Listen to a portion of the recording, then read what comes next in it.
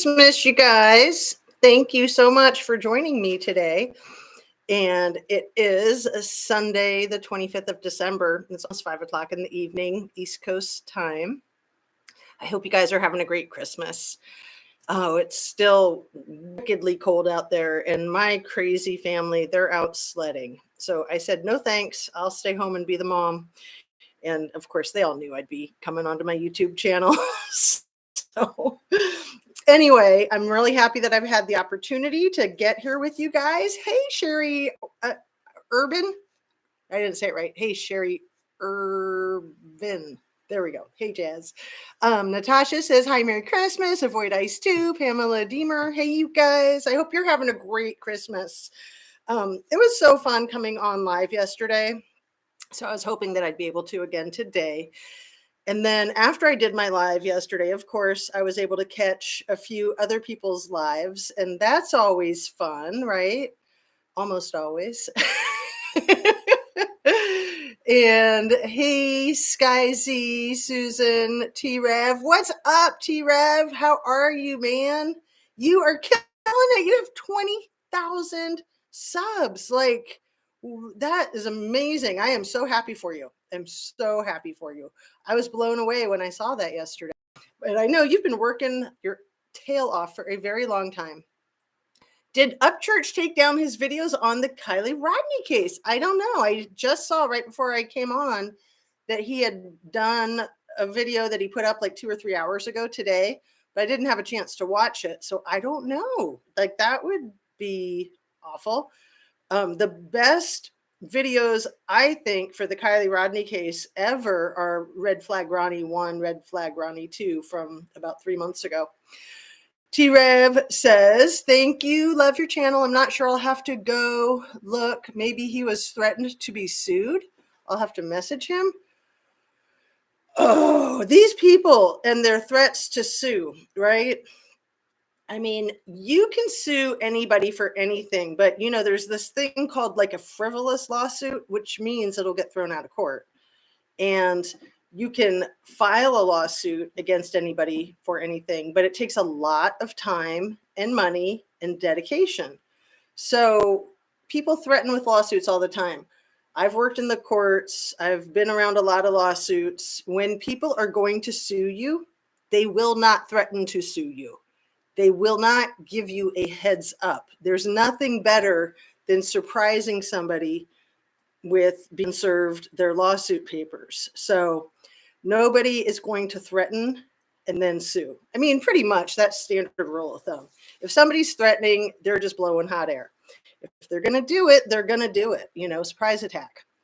Fred Field says, I often get these announcements, but can't find the live. Are you linking them correctly? Merry Christmas. So when you are looking at the YouTube channel, you have to hit that little arrow that points down over on the right. And then when you tap on that, it'll tell you what is, there's a choice to choose the live. And then that'll tell you what videos are live or if there's one that's live right now.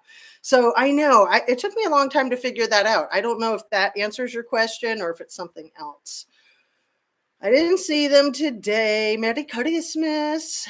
Great to see you live. Thanks. Yeah, that's why I yell allegedly and speculation. I know you do a really good job with that. Totally. The glare has been on a rampage of BS lately. Oh, dang. I was on someone's live and I saw him in the chat and I was like, oh man, I'm out of here. Thanks. No thanks. Like, no, that guy is toxic. That's like an understatement, right? He was harassing Harsh the other day. Ugh. Woohoo, Merry Christmas, Jazz. Hope you're having a great day. T-Rev, saw you last night on Mama D. Yeah, I love Mama D. Let me take a drink of my gargantuan lemonade real quick.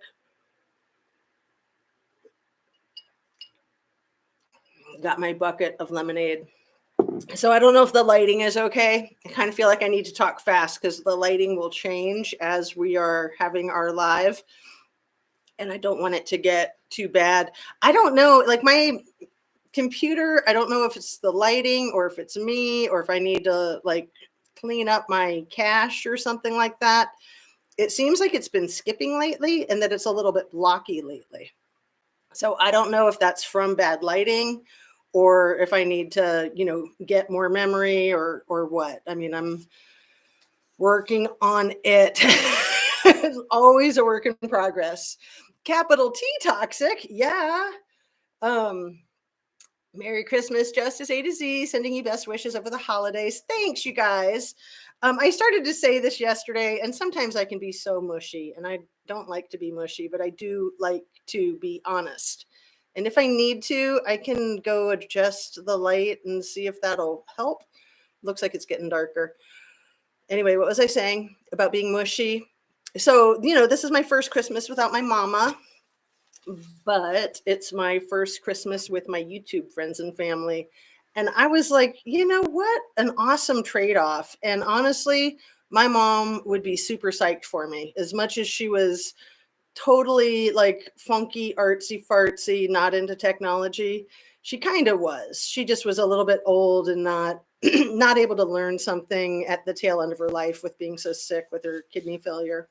So anyway, I would tell her about my YouTube stuff, and she was really into it. She was quite the activist, quite the social activist. So to me, that's what this is. That's what true crime is, in my opinion, the way I approach it. It's social activism. So anyway, my mom is here with us in spirit.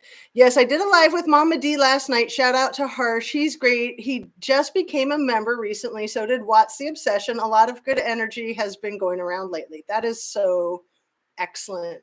I love it. And I'm sorry to hear about your mama. That breaks my heart. It was awful. She died in March. For years, we thought it was our last holidays with her. And she just fought so hard. She was not letting go of this lifetime. She literally fought as she was dying, which, I kind of wished that she would have embraced death. And at the same time, she's going to do it her way. And she was just like a rebel without a cause. So whatever it was, she was going to rebel. So she fought death tooth and nail, literally as she entered into the zone. It was pretty classic. So as sad as it is to lose your mommy, there's no good day to lose your mother. It was time, and I really didn't want her to continue suffering. She'd been operating at a very low level for a long time. So just to summarize, she'd been bedridden for 3.5 years, like totally flat on her back, bedridden. So that was, kind of an extended stay right there. Anyway, let's get on with the show here. Thank you for your sympathy, you guys. Maybe that's why I'm so freaking empathetic to these families losing their loved ones right before Thanksgiving with the freak show there in Moscow. Oh man, what a effing blow. What a blow.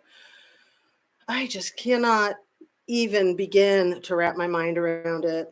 I'm just brokenhearted for them. You know what? I'm going to go switch the lights up real quick. So you guys hold on. You can look at the picture of me and the kids and the hubby and the cute little ironing board. It'll just take a sec.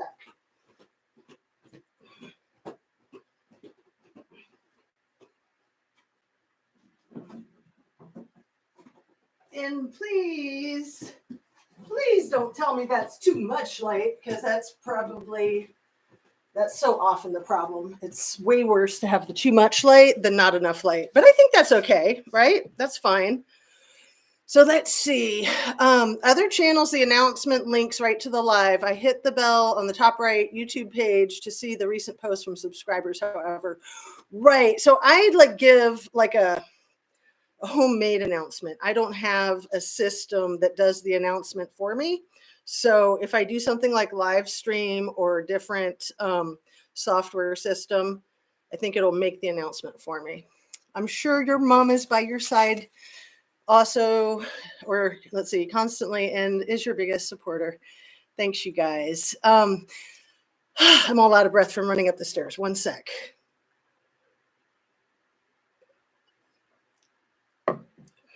And, I think of things brand new, like right here when I'm doing my lives, which is one reason why I like doing them.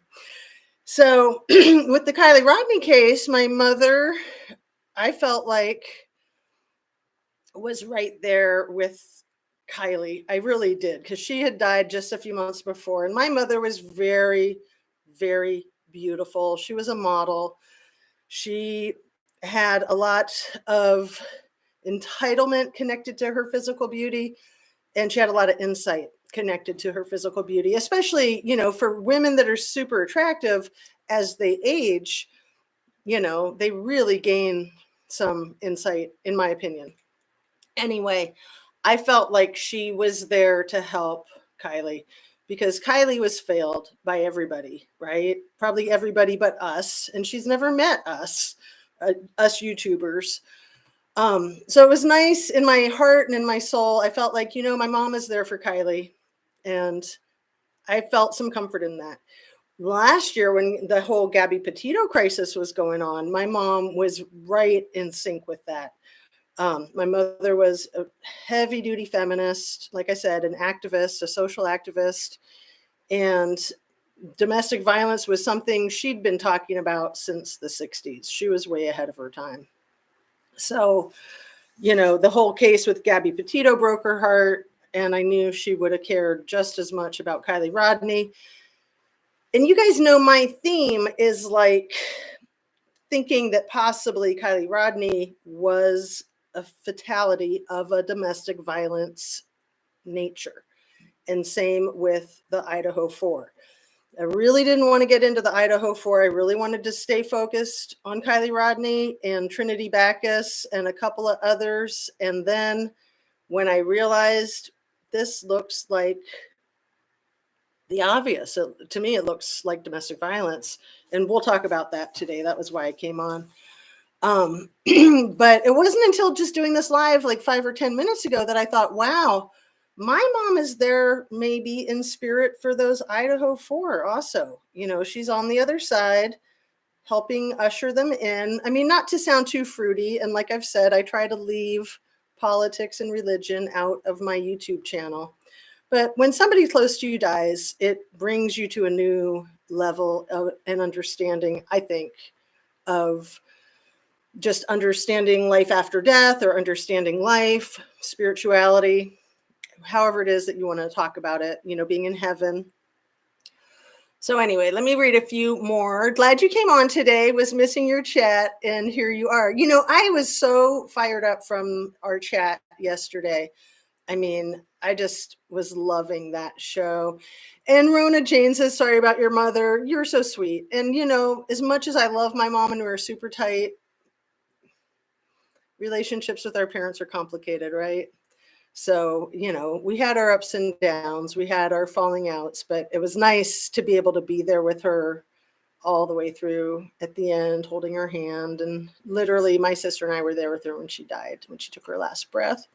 And I survived it. I never thought I could survive it, but here I am.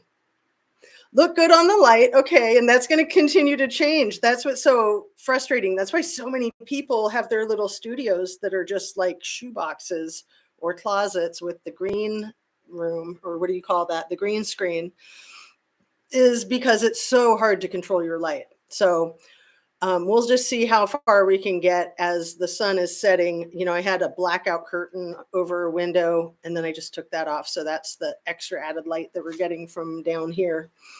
Let's see, dear is that a moonshine jar?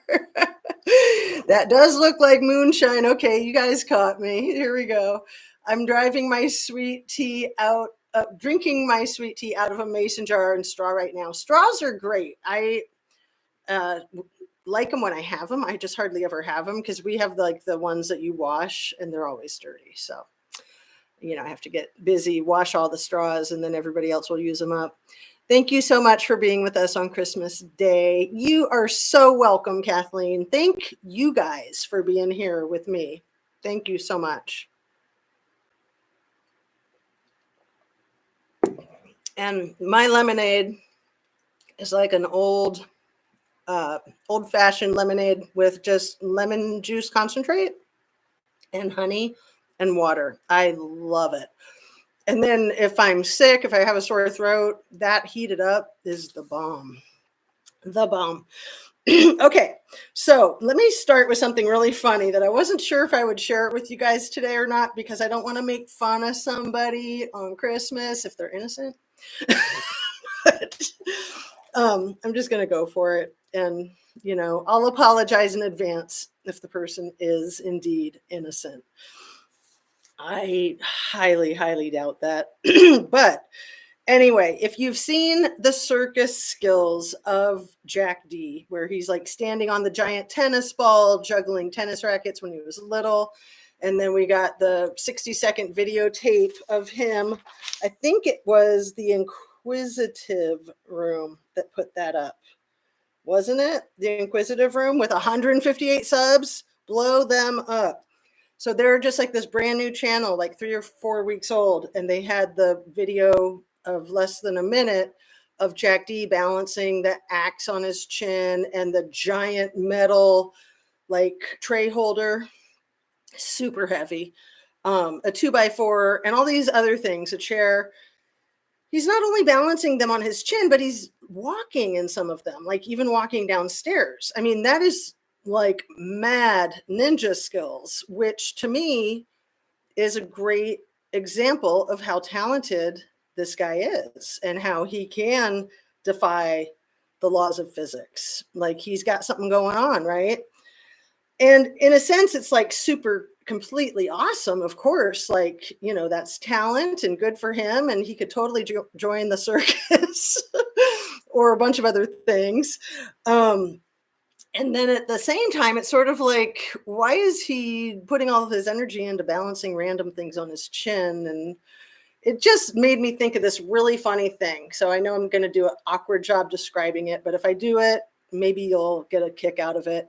So remember back when people started wearing their pajamas to Walmart? That was a long time ago, right? That was like 20 years ago, where it became a thing. Everybody's like walking around Walmart in their freaking jammy pants, sometimes slippers, fuzzy slippers. Like now it's no big deal. Now it's a thing. But when it started, it was hilarious. And people were like, I don't know if they've just like given up on life or if they've like found the key to the universe. Like, which is it? Or both, right? So in a really oddball sense, it kind of reminded me of that, just this whole balancing shit on the chin. I was just like, is this like brilliant, or is this just like a completely whack way to spend your time and effort? Again, if it's even him, I'm not 100% convinced that that's him in the videotapes. It's the premise that it's him. It certainly looks like it could be him, but you really can't see his face because he's like this the whole time. It looks like it might be him, but it also looks like it could be one of his friends. I don't know. Anyway, I hope that wasn't too much from left field. I hope you guys could get a laugh. And Tsunami is here. Laura Daddy G. Michael McAllister. Hey, everybody. Thank you so much. Narcissistic. Yep. We'll be talking about that. So I haven't done my little disclaimer. Everything I say is my opinion only. I'm going to try to be super kind to people because it's Christmas and just in case they're innocent, you know what I mean? But at the same time, I'm going to just keep it real and speak my own truth. I know that's why you guys like me, and that's why I like you guys liking me. So, I just feel like if you're not going to do that, what can you do? There's really nothing else, in my opinion. So, I always want to be mindful of the victim's family. Like, that's the most important thing to me. I certainly don't want to be making accusations towards anyone that does not warrant accusations. In my opinion, this one person who is my primary suspect does a lot of things to warrant the accusations. And if he was innocent, I think he could have made that abundantly clear by now by actually coming out and speaking and making statements and showing some empathy, showing some sadness, showing some remorse. This person is a true narcissist. I don't think he's capable of empathy, remorse, love, emotion, none of it. But I've got some theories and I'm going to share them with you. So, um, yeah, where to start? Still trying to figure out if anybody knows the charter academy that Maddie and Kaylee went to for sixth grade. I still don't know if it was the Coeur d'Alene Charter Academy or the Sorensen Magnet School of the Arts and Humanities or something else in Coeur d'Alene. My guess is that it was the Coeur d'Alene Charter Academy, but I don't want to guess. And it might not be relevant, but it's just one of those pieces of information that I've been looking for and have not yet been able to find. And you know what? We're losing light, and I don't want to flood the light, but I'm going to try one more time. One more time.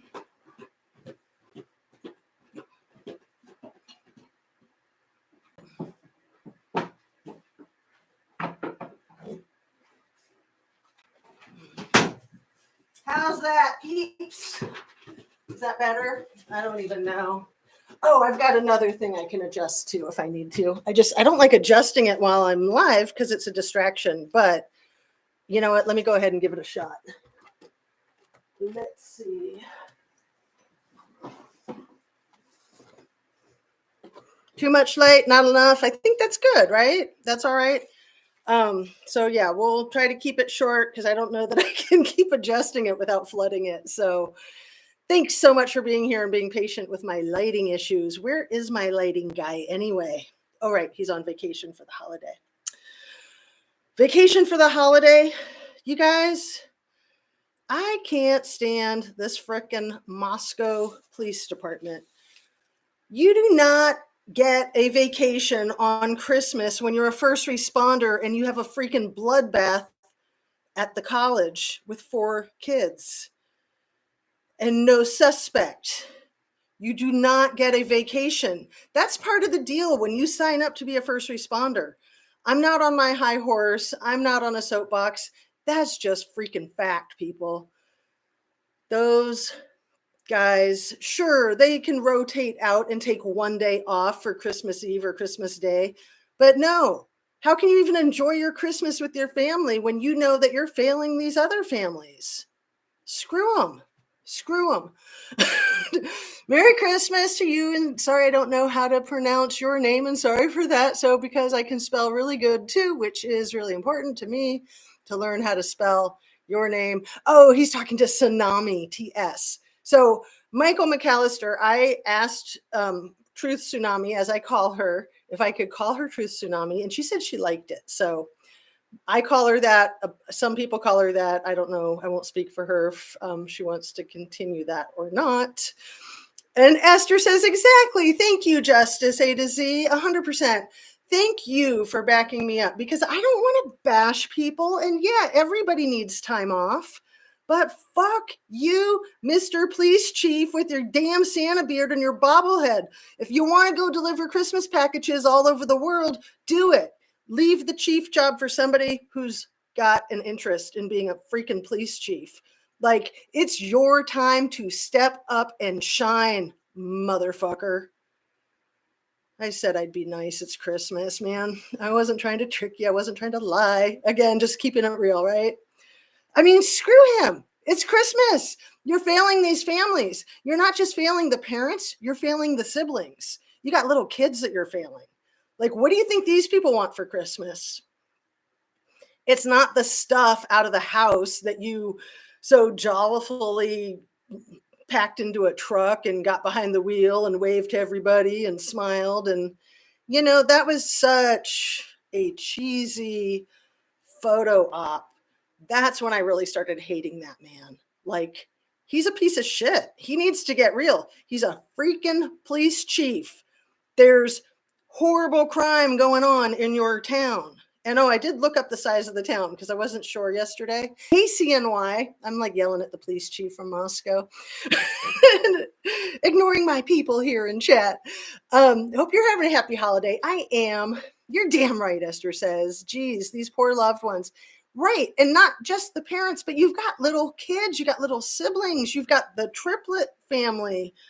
Like, You've got the whole school. Like, really, if you're going to try to save the economy and save the enrollment of your campus, you need to arrest somebody.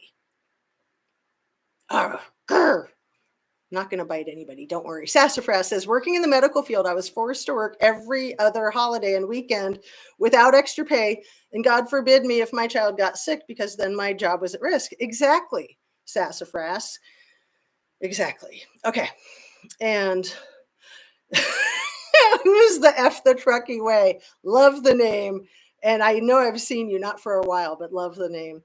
You are very welcome, Tsunami. Yeah, something's wrong with the chief, Laura Daddy says, and I totally agree. He is like the Mayberry dude, right? He's totally not understanding the gravity of the situation. I mean, seriously, when you look at him talk, he's always trying to smile as he's talking. And it's like, yeah, it is nice to smile. I like to smile too.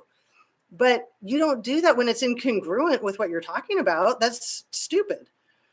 And the most important thing is to speak your truth, not to be smiling and, being all warm and fuzzy. Like, yeah, that's nice.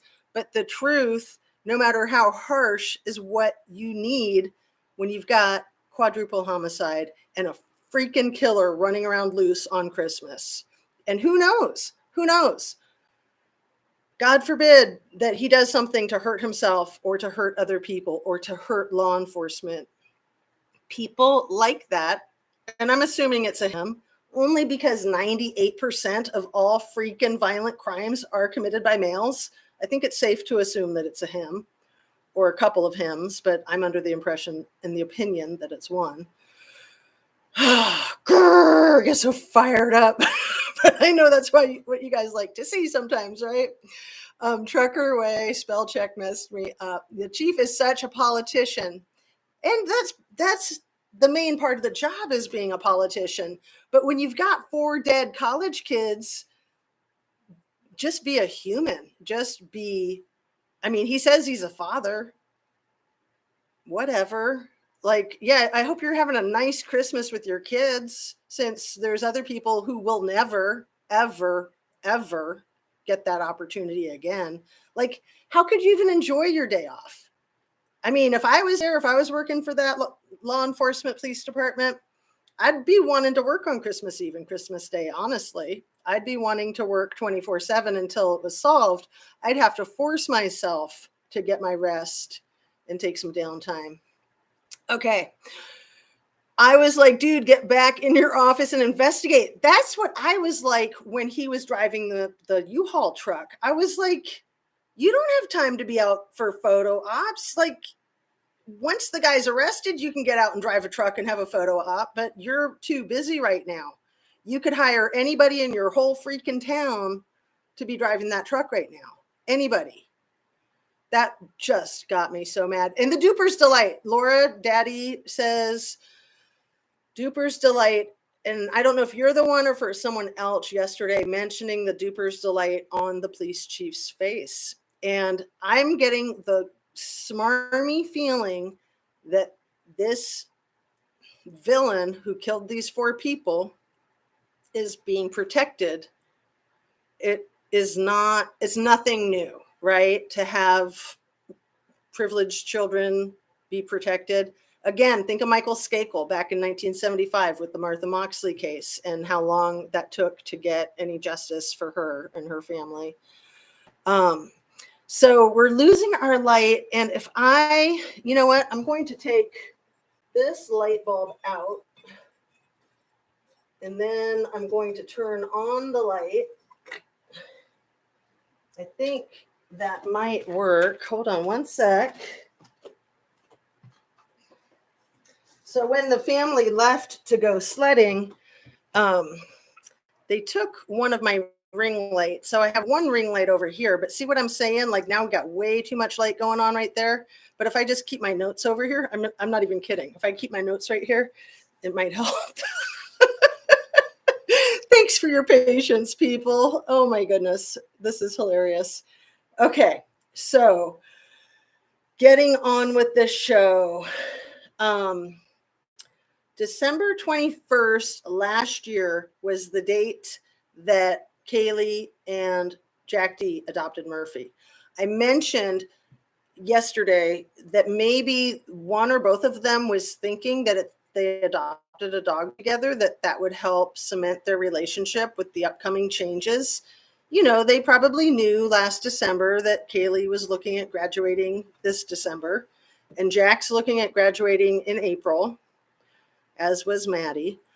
Esther said, "You're absolutely right on. I've worked for the office of the Attorney General's office for over 15 years and didn't miss one work day for years because when you're working with purpose." Yes, absolutely. And, you know, I was talking yesterday about how nice it is to have goal-oriented behavior and a focus and a structure and your routine. And that was the word that was escaping me, is having purpose. Having purpose. I think I hear my family arriving back from freezing their tails off. So let me try to get through this really quickly. I mean, they're fine. I just don't want the noise to bother the you guys once they come in the house and start hooting and hollering. And they do. You know, they're so excited because it's Christmas. And oh my goodness, to go sledding in 15-degree weather, not my cup of tea. All right, so it was this past October was when Kaylee started making a lot of her arrangements to move to Texas. So I don't know, other than that her job was starting in February and that she was planning on traveling around Europe for about a month in January. I don't know if she was planning to drive to Austin like this month in December or even at the end of last month, November, to get things set up, you know, to get her place, to meet with people. I do not know. But this is something I can't believe I've never thought of this. I haven't heard any of the other content creators come up with this. Tell me if you guys have. It never crossed my mind until today. And listening to some of the tapes, listening to some of the YouTube shows covering this case, and talking about that initial 911 call with the unresponsive person. And by now we should have heard that 911 tape. Obviously they're hiding something. But what's never occurred to me, and those who work in first responder fields will probably agree 100%, you never get a first response call for an unresponsive person. You get a 911 emergency call. Sorry, my words aren't working with my mouth too well. You get those calls for an unresponsive male or an unresponsive female. You never get unresponsive person. Am I right? You just don't. I mean, even in this day and age with more people being trans and harder to tell, you get unresponsive male, unresponsive female. Why are they trying to keep it secret? That's what I'm getting at. They don't want anyone to know whether this unresponsive person was a male or female. Makes me think that it's a female and that it was one of the roommates outside. But, you know, that whole thing with transparency, that yes, some of the case you have to keep under wrap, and some of the information you are required to be transparent with the public for public safety. It makes no sense. That whole thing, all this time, what, now it's been like 6 weeks? Almost 6 weeks. 6 weeks today, actually, exactly today. And they've been running around saying unresponsive person, unresponsive person. The 911 call was for an unresponsive person. We don't even know if that unresponsive person was inside the house or outside the house. We don't know if that unresponsive person was male or female. We don't know if that unresponsive person was one of the fatalities or one of the roommates or somebody else, you know, one of the survivors. So that is huge, in my opinion. Hey, hon.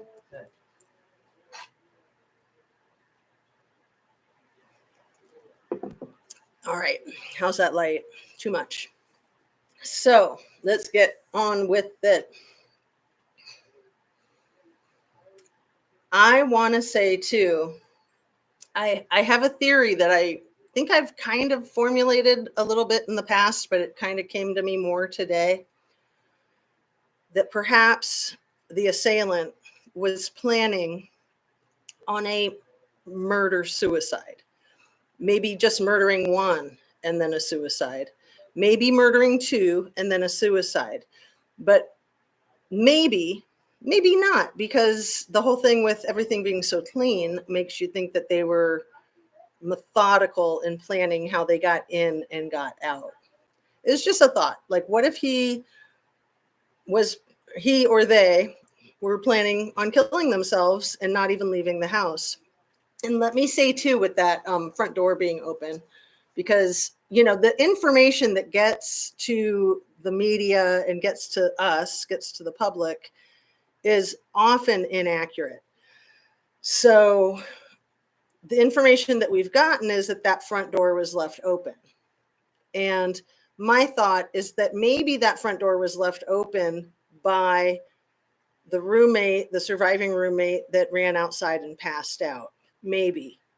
I've also thought, well, maybe the front door was left open by the assailant, not that they went out that way, but that they wanted somebody to go in and find the mess so that they could watch the results on the news, that they didn't want to have to wait for hours and hours and hours. They were hoping to get some immediate gratification.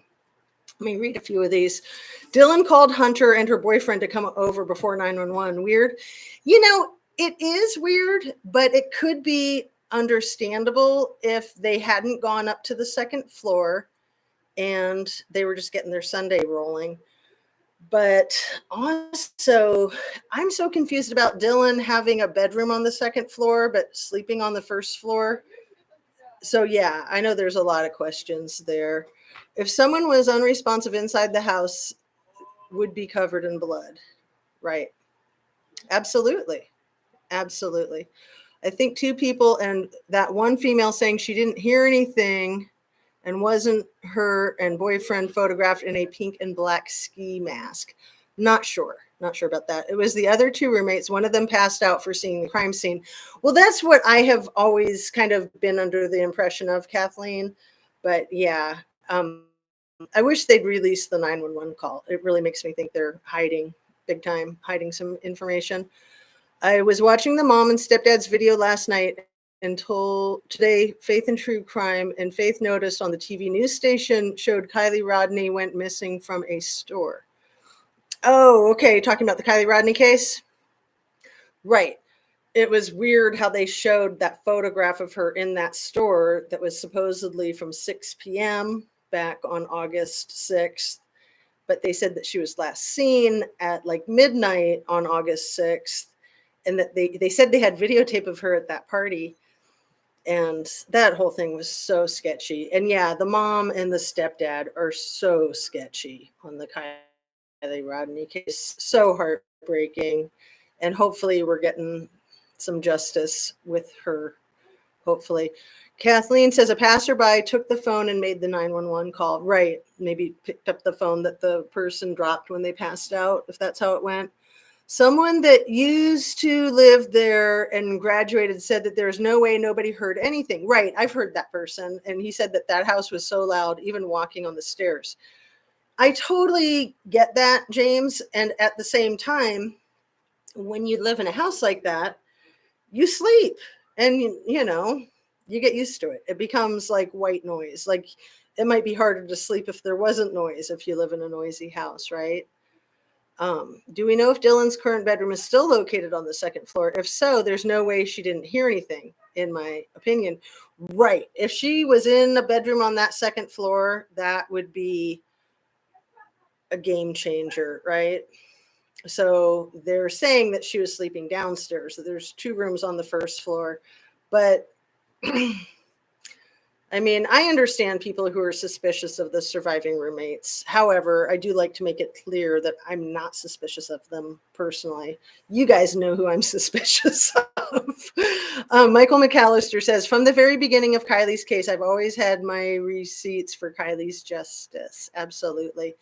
Michael McAllister, there is a scheduled event post for Hurstdale Road. It's in my recent video.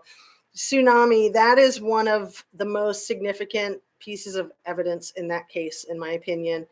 And you and Living Lake Time and a couple of others were really sharp in picking up on that.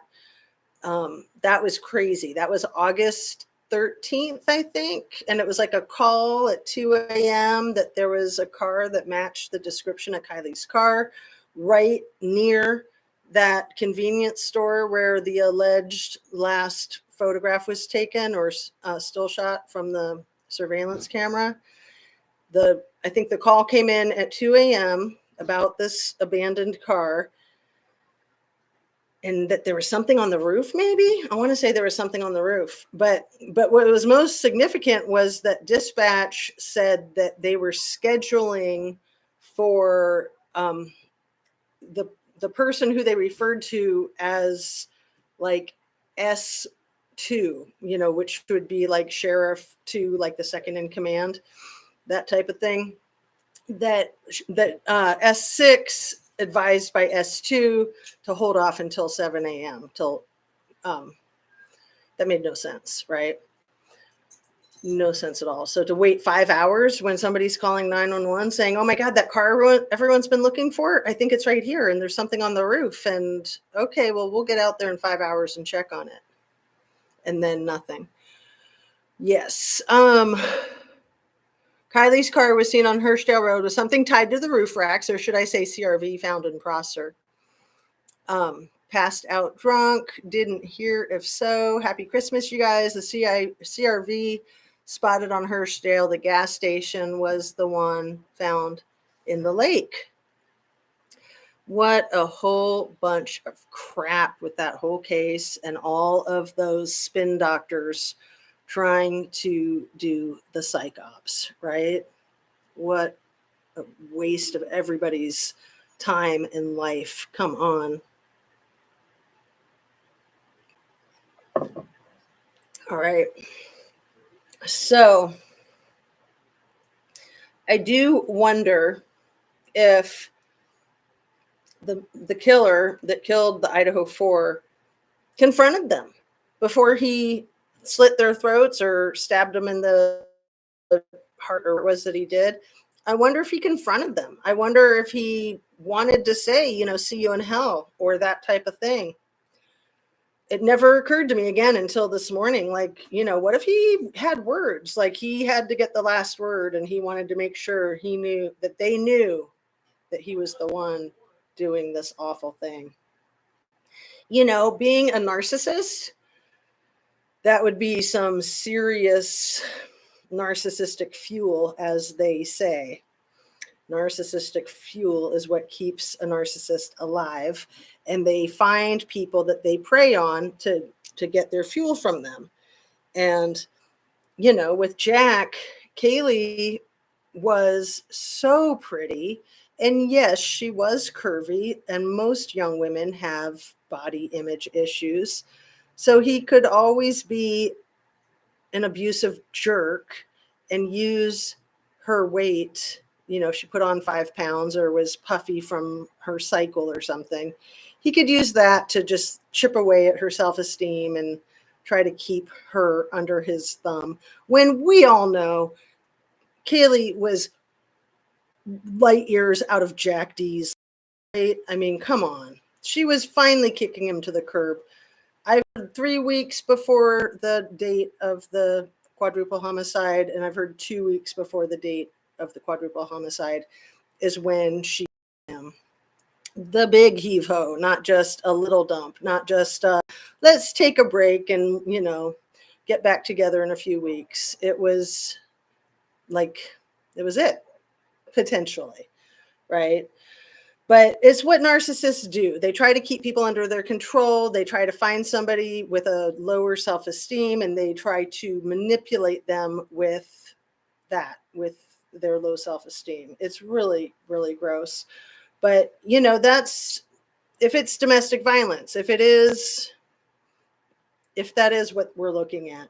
I also wonder if drugs and or steroids could be involved.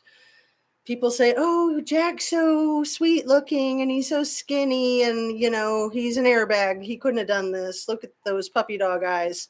First of all, I don't see any sweet freaking puppy dog eyes. I see eyes that would suck the life right out of your soul if they had half of a chance. That's what I see. And again, I'm trying to be nice. But I wonder if him or whoever the assailant was coming down off of meth, coming down off of steroids, maybe coming down off of steroids and using meth. Like a lot of criminals will drink what they call liquid courage before they commit a crime. They'll do a couple of shots of alcohol to get the nerve up to do something like that. I wonder if he might not have been abusing cocaine or something to get the nerve up, to get the superhuman strength. And, a while back, I'd heard that Maddie might have had injuries worse than Kaylee.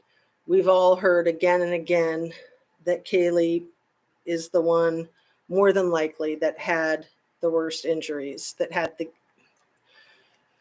I hate to say these types of words, so trigger warning, that had the gouges and maybe had her throat slit. So sorry.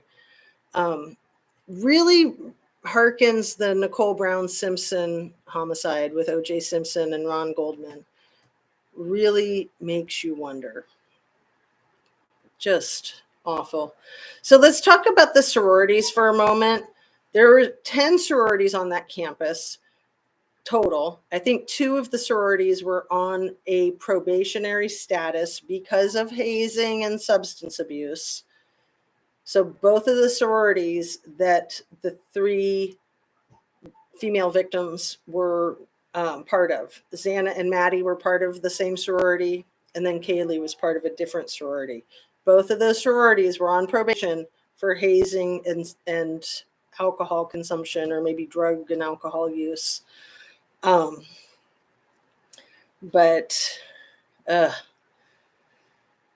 whole thing about Kaylee and Jack maybe planning on getting married, like her mother and her sister, convinced to this day that they were still going that direction, so they say. And I can't help but think that Kaylee realized that she could do better. I can't help but think that Jack D knew that he could not do better, and he was never going to get another trophy eye candy like her. And trophy eye candy is what a narcissist wants to marry. They don't have the capacity for love. They don't have the capacity for emotions. They want a status symbol. So, Kaylee was drop dead gorgeous. All of those roommates were drop dead gorgeous. Am I right? They were all just cuter than bug's ears, very, very nice physiques. And honestly, the competition is tight with those 5 female roommates, but honestly, I'd say Kaylee is probably hands down the prettiest. I don't know. Everyone's got a different sense of aesthetic, so you could argue. And yes, there are, all of them are so pretty, in my opinion. But Kaylee kind of had a leg up on that. Maybe it was her bubbly personality that just really shined in her smile. I've lived and worked with a narcissist. It's awful. Do we know if there was, in fact, DV in the relationship over the course of 5 years? Esther, I'm so sorry that you've dealt with that crap.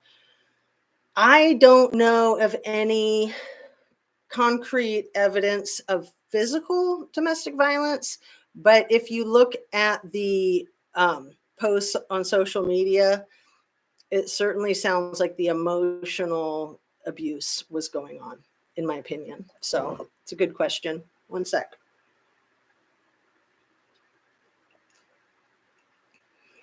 Rona Jane says she had her way out finally, but she didn't realize that she could never see him again. You have to cut ties completely forever with a narcissist. Right. And people have said, well, was she calling him those 10 phone calls and the text as a booty call? maybe. It's hard to say. I'm still not convinced that the conversation that Kaylee and Maddie were having, allegedly, that's recorded on that surveillance camera out on the sidewalk on their way from the corner club to the grub hub. I'm not convinced that that audio is not superimposed in that. But even if, yes, the surveillance camera does indeed have audio, I'm not convinced that that audio is authentic. It's just too convenient to me that they both said a specific person's name, that they both so clearly articulated the person's name, because we all know how garbled those things can sound, right? So I've always been suspicious of that. I'm still suspicious of that. And it's driving me nuts, kind of, when everyone's saying, well, whatever it was that Maddie told Adam, Adam must have told Jack, and Jack must have flipped out and killed them. It's like, come on. I agree with the end result, but I don't agree with taking for granted that that audio is authentic. And even if it is, it may or may not have anything to do with anything, really. And so I wanted to point out to you guys again, I still have the little cut on the end of my nose there. You can see it. My silly kitty cat jumped right on my face yesterday morning to wish me Merry Christmas. She's like an old lady cat, so we can excuse it. But man, it hurt, and her nails are so sharp. Hopefully I don't get the cat scratch fever or anything. Okay, Murphy was their last connection, right, Carrie Gigi? And yeah, I mean, you guys know that after the 6 phone calls from Kaylee's phone to Jack's, then there was the 3 phone calls from Maddie's phone to Jack's. Then there was 1 more call from Kaylee's phone to Jack's, making it 10 calls. Then there was a text. So it was 10 phone calls and then a text that said something to the effect of, come on, Jack, we share custody of a dog together, please call me back, or something to that effect, right? So yeah, and in a toxic relationship, everybody's collateral damage and everybody's a pawn, right? So if that's what we're looking at, then Murphy was just a pawn. But the fact that whoever killed the 4 people, the fact that they didn't hurt the dog, to me, that's one of the flashing light red flags. I mean, that's huge. Any psycho that's going to take out 4 humans in probably under 20 minutes or however long it took, any psycho who's going to take out 4 human lives is going to take out a dog's life without thinking twice. They're not going to let that dog run around and make noise and mess them up. Oh, my daughter. You can come up if you want. Okay, thank you, honey.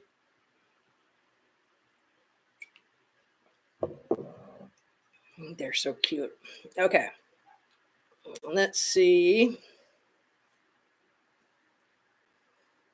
And that sense of entitlement that spoiled rich kids have and narcissists have, that sense of entitlement is just huge. To think that you have the right to take somebody's life. But I really want to get back to that point that if you're going to take 4 people's lives, you're going to get that freaking dog out of your way. You're not going to not worry about it. And of course, we don't know for a fact that the killer put the dog into the room, but the father, Kaylee's father, Steve, has said definitively in some more recent interviews that Murphy slept in the bed with Kaylee and or Maddie routinely. So Murphy was not a crated dog. Murphy slept with the girls. So it sounds like the dog was placed into Kaylee's old room, which I'm gathering did still have the bed in it, but maybe nothing else. But that door was shut, to my understanding, and the dog was in there for roughly 8 hours. But it's also my understanding that all the bedroom doors of the victims were shut and maybe locked from the outside. I'm not 100% sure on that if anybody wants to chime in. Somebody saved the dog. Who, though? Right. Who's going to care so much about a dog when they don't give a flying F about these 4 people?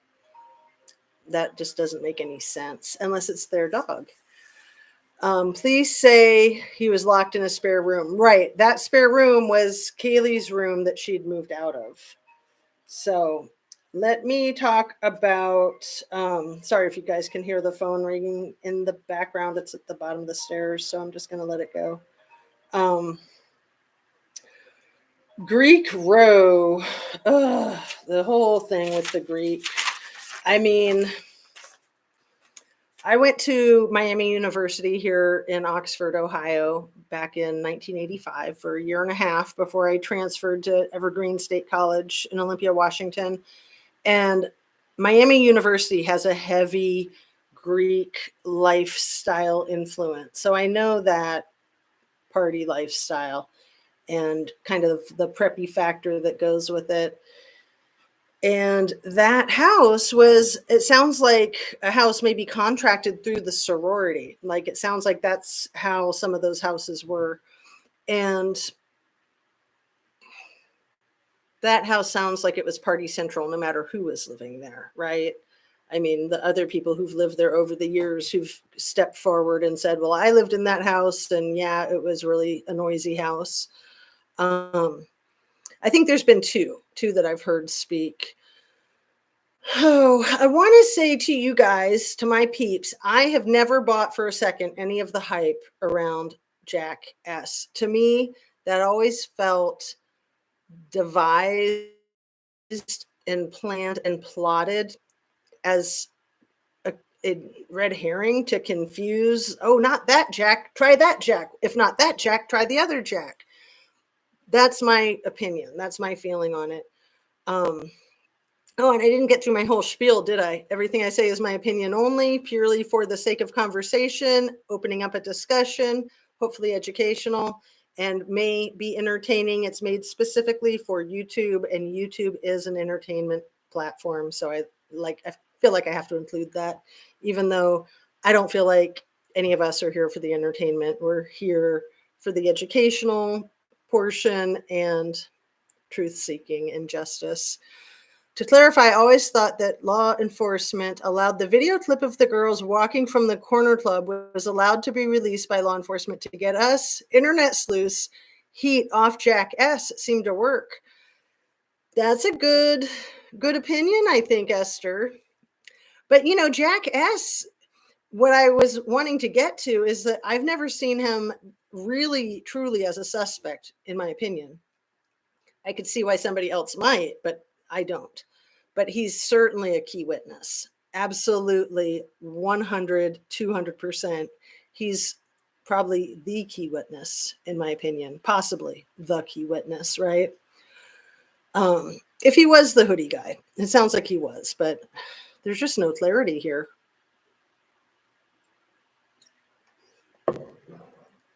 No clarity.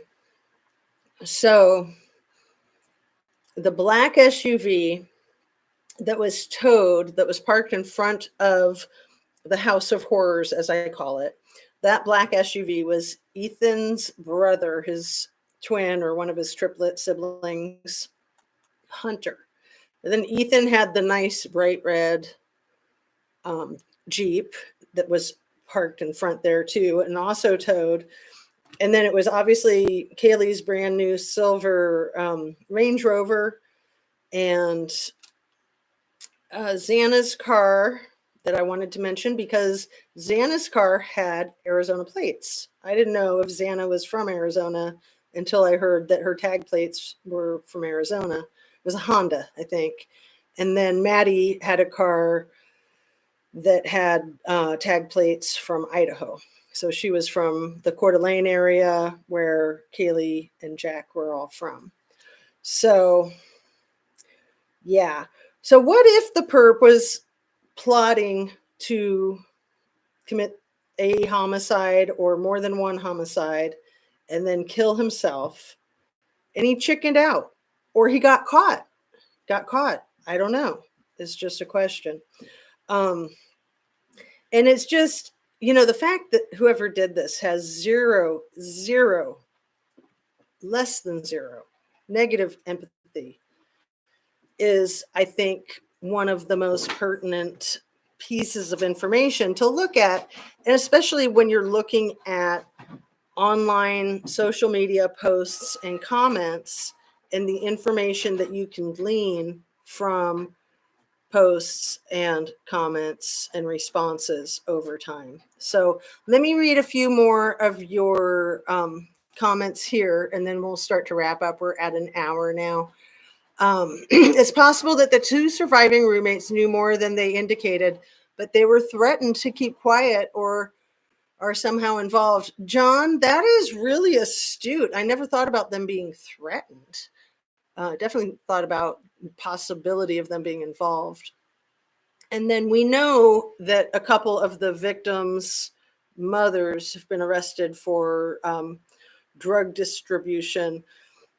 So it just kind of lends itself to wondering if there was, if the house was a place where people could score. And that's not victim blaming at all. Please don't twist that around. Not victim blaming at all.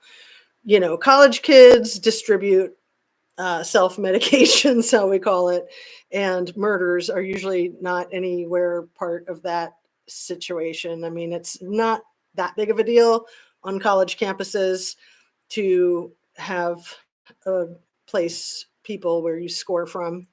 And we all know, we've seen the photographs of the tennis shoes hanging from the electrical wires outside of those houses on King Road. And then knowing about the two victims' mothers and their dealings, it just makes you wonder that, would the assailant have access to those substances, and maybe they were upset about having easy access, that they were kind of in trouble with their own addiction, and that they had some anger geared towards the people living there who were distributing. But let me wrap up. I'm so happy to have you guys here. The white Elantra, not so descript, is a red herring, in my opinion. While being pro law enforcement, I like you believe they. I just realized I haven't been pinning anything. Sorry, pinning this one. I, like you, believe they messed up this case royally, with a capital R. Yeah, it's unfortunate. And yeah, I don't know about that white Elantra. And I don't know that they've confirmed that they are looking for white Elantra. They're looking for a car that looks like a white Elantra, that may be a white Elantra, but may not be. I'm not sure. Anyway, I'm just so happy that you guys have been here with me. Thank you so much. Please hit that like button. Subscribe, share if you feel so inclined. And again, I want to give a huge shout out and congratulations to T-Rev 757 for hitting the 20,000 mark. That's a huge mile marker and feather in his cap. And then Grizzly True Crime probably hitting 100,000 today or yesterday. Not sure. I haven't checked it today, but I bet she did. I bet she hit it yesterday. Crime Circus hit 200,000 not too long ago. It's just really cool to see people's channels growing and growing. And that's because of the viewers. That's because of you guys. So, you are a huge, huge key to this whole equation. So thank you for being here with me. I hope you guys are having a really good Christmas. What else do I want to say? Oh, goodness. I've got one more of my notes that I could share, but it's kind of harsh. I heard on Tyler channel, Kaylee uncle in jail for murder. I heard something about that too. It's interesting, isn't it? Ethan's frat house was very Christian, huge cross on the outside of the building. That's interesting. Story about a girl named Hannah being bullied by those girls, and she unalived herself. Right, James. Let me address that one for a minute, because we've all heard, or most of us have heard, about this girl named Hannah. And for anybody who hasn't, allegedly Maddie bullied her and people have wondered, because I think that Hannah's birthday might have been like November 12th or November 13th. And people have wondered if there was a connection there. And I want to say a couple of things about that, because I know that Hannah's father has asked people to leave her name out of this equation, that it has nothing to do with it. And of course, that would be a clever way to try to hide the evidence if, if that's just a ruse. But honestly, I don't personally see that it's that. To me, it just seems so blatantly obvious that it's a domestic violence situation, and that there's a whole lot of collateral damage with this domestic violence situation. A narcissist, this was the last thing I was going to say, that I was kind of like, I don't know if I should say it. Whoever it is who did this gives 0 F's about anybody else alive, and in a sense gives 0 F's about themselves too, right? Whoever did this, whoever it is, whether it's one person or more than one person, whoever did this is a sick, psychotic, dangerous individual. They need to be taken off the streets. So with that, I'm going to read a couple more comments and then wrap up. Thank you, Justice. Thank you for being awesome and for giving a shout out to T-Rev for 20K subs. He's worked his tail off, hasn't he? Absolutely. My son and granddaughter left to go back to KC, LOL. I hope Maddie was not a mean girl. Thanks for putting that one there too, Heavenly Clouds. Let me tag that, because, I could be wrong, but I don't get the feeling that Maddie or Kaylee were mean girls. They certainly look like they could be because of their cuteness and their stylishness and their popularity and all that. Those are usually the ingredients of mean girls. But they don't seem like they were mean girls. They seem like they were really nice. And I don't know. I mean, I didn't know them. I just get the feeling that they were pretty nice kids. They obviously liked to party a lot, and they weren't real responsible when it comes to that. But I don't personally know many college kids who are. Speaking for myself, speaking for what I've witnessed. Of course, there's some college kids that are responsible and don't party, but for the most part, that's what you do when you go to college. You party hard, and then you grow up and stop, unless you have a real problem and people can continue to party like they're in college when they're 50. And I just don't think that's a really good look on anybody. So yeah, I tagged that one. Allegedly, I've always thought you were so right in your thinking. You're awesome, by the way. What did allegedly say? I didn't even see allegedly was here. Are we twins separated at birth? That's cute. That's funny. So the white Elantra, red herring. Right. Okay. So yeah, I did get that one. I'm going to go ahead and tag it. Yeah. And not so descript. That's an understatement. I mean, they said, oh, we've got 22,000 white Elantras we have to sort through. Feel sorry for us. Our jobs are so hard. You just don't even know. It's just like, oh man, I don't know. I mean, I don't think that that's realistic. I do know a fair amount about law enforcement. And when you're looking for a car, you usually have enough information to narrow it down from 22,000.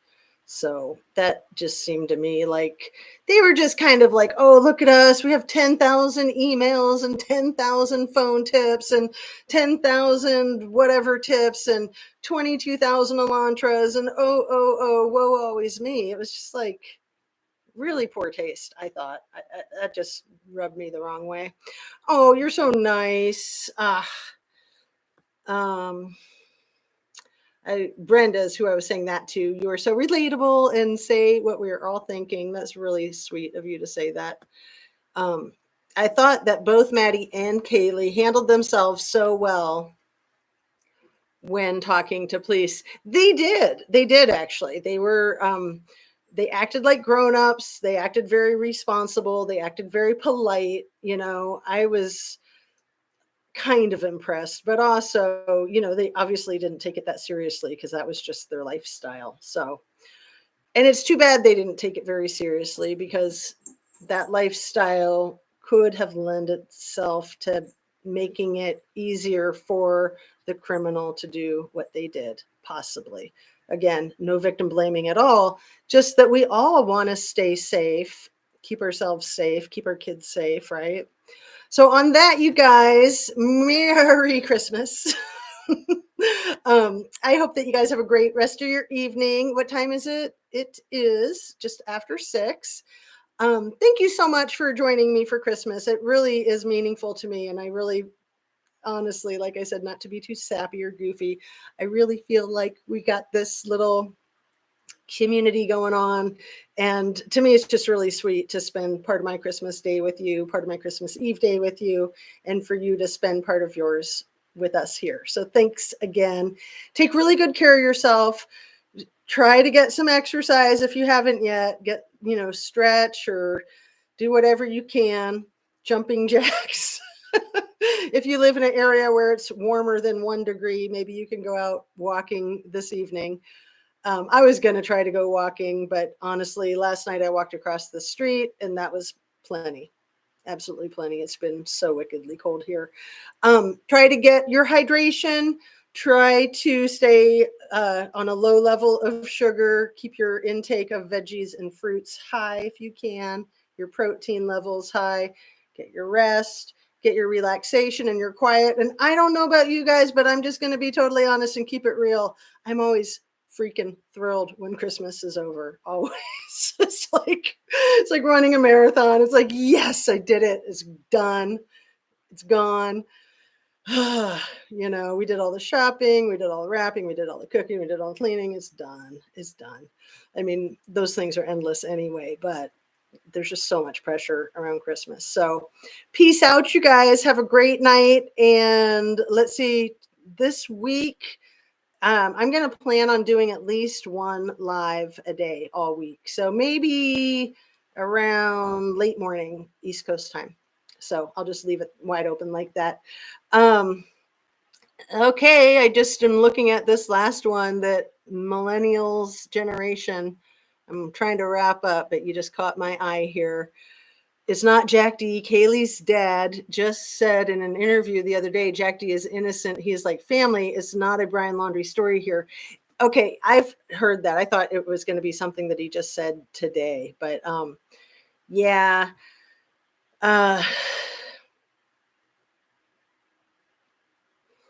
I hope it's not a Brian Laundrie story. I mean, the thing that really got me with the whole Brian Laundrie thing is that law enforcement, I feel like, allowed Brian Laundrie to get away, whether that was through the imaginary suicide that they pretend he did or the running off to another country, which I think is much more likely.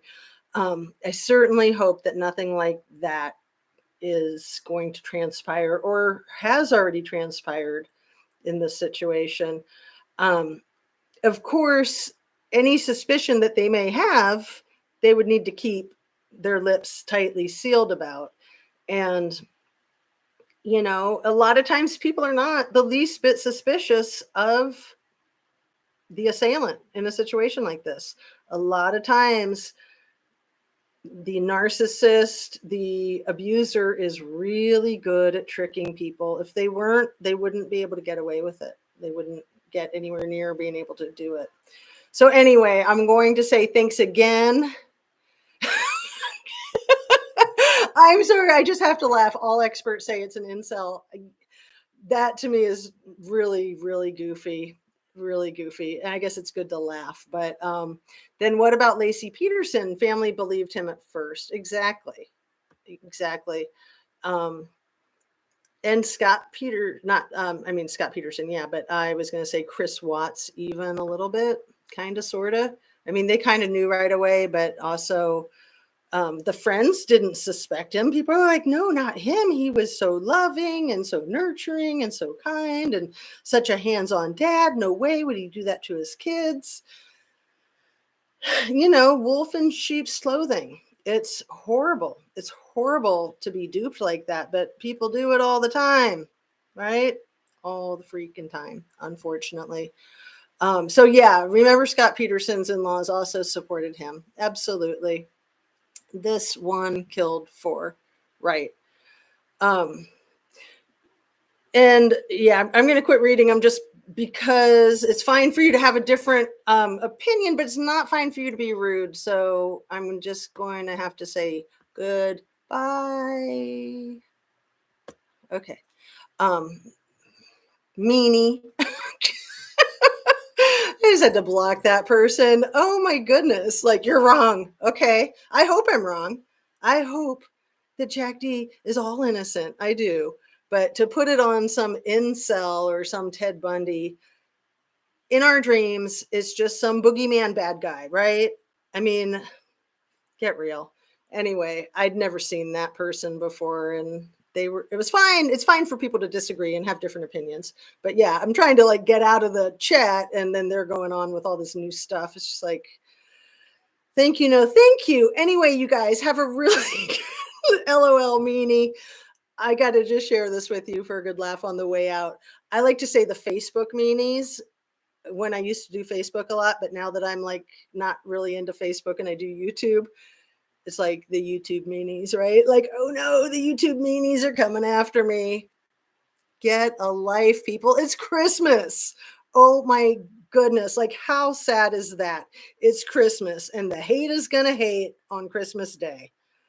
Holy kaboli. Anyway, truth and justice, joy and peace. You guys rock. Have a great night. Thanks a million for being part of this. And I'm going to see Beach Creek Kennels says, and then I'm really, really saying goodbye.